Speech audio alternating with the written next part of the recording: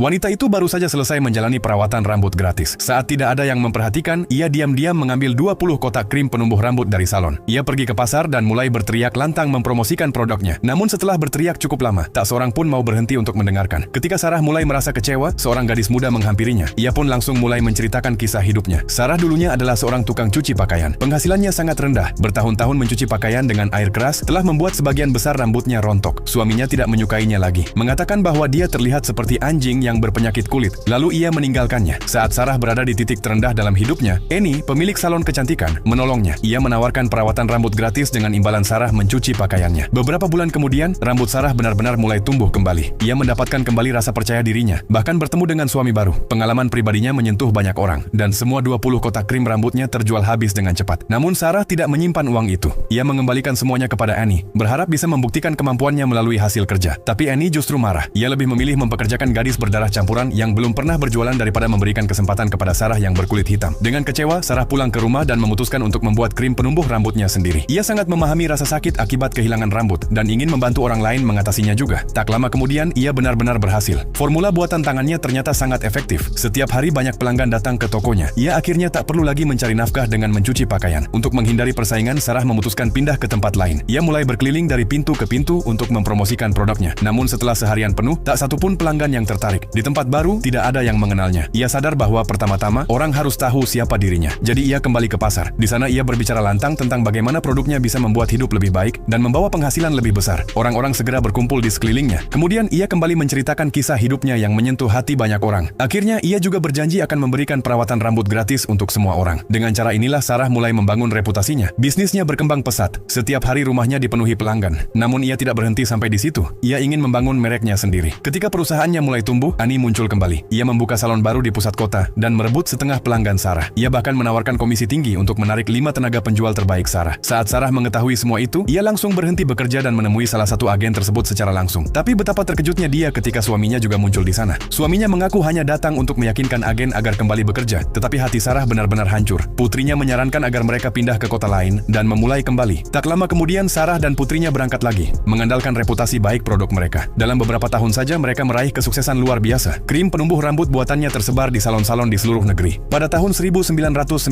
Sarah meninggal dunia. Namanya kemudian tercatat dalam Guinness World Records sebagai wanita pertama yang menjadi jutawan mandiri di dunia.